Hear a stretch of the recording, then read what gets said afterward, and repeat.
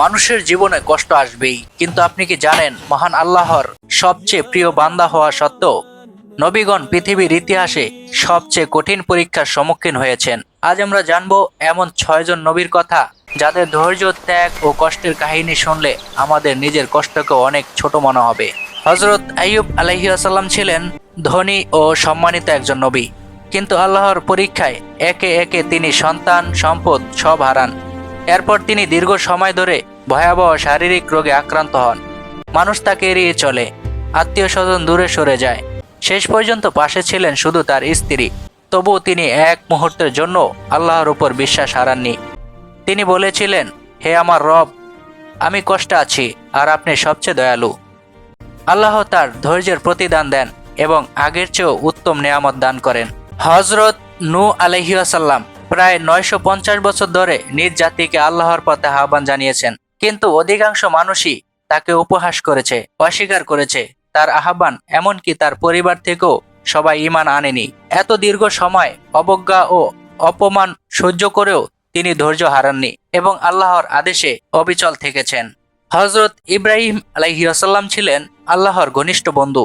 সত্য প্রচার করতে গিয়ে তাকে জ্বলন্ত আগুনে নিক্ষেপ করা হয়, কিন্তু আল্লাহ আগুনকেই তার জন্য নিরাপদ করে দেন। পরবর্তীতে বৃদ্ধ বয়সে পাওয়া প্রিয় সন্তান ইসমাইল আলাইহিসসালামকে কুরবানি করার কঠিন পরীক্ষার মুখোমুখি হতে হয়। তিনি প্রতিটি পরীক্ষায় আল্লাহর আদেশের কাছে সম্পূর্ণ আত্মসমর্পণ করেন।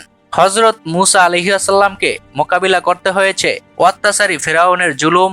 নিজ জাতিকে মুক্ত করার পরও বনী ইসরায়েল বারবার অবাধ্যতা করেছে এবং তাকে কষ্ট দিয়েছে। সব প্রতিকূলতার মাঝেও তিনি আল্লাহর উপর ভরসা রেখেছে, সংগ্রাম চালিয়ে গেছেন। হযরত ঈসা আলাইহিসসালামের জন্ম ছিল অলৌকিক, কিন্তু তার নিজের জাতির অনেকেই তাকে অপবাদ দিয়েছে ও বিরোধিতা করেছে। আল্লাহর অনুমতিতে তিনি মুজেজা দেখালেও তারা তার ক্ষতি করার চেষ্টা করেছে, তবুও তিনি সত্যের পথ থেকে বিচ্যুত হননি। হযরত মুহাম্মদ সাল্লাল্লাহু আলাইহি ওয়াসাল্লামের ত্যাগের সর্বোচ্চ দৃষ্টান্ত। হযরত মুহাম্মদ সাল্লাল্লাহু আলাইহি ওয়াসাল্লামের জীবন শুরু হয় এতিম হিসেবে।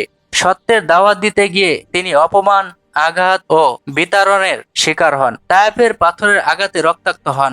শেবে আবু তালিবে ক্ষুধা সহ্য করেন। তার পুরো জীবনই ছিল উম্মতের জন্য ত্যাগ ও ধৈর্যের উজ্জ্বল দৃষ্টান্ত। এই মহান নবীদের জীবন আমাদের শেখায়, বিপদ যত বড়ই হোক, আল্লাহর উপর ভরসা ও ধৈর্যই একজন প্রকৃত মুমিনের পরিচয়। আমাদের জীবনেও যদি কষ্ট থাকে, মনে রাখতে হবে আল্লাহ ধৈর্যশীলদের কখনো একা ছেড়ে দেন না।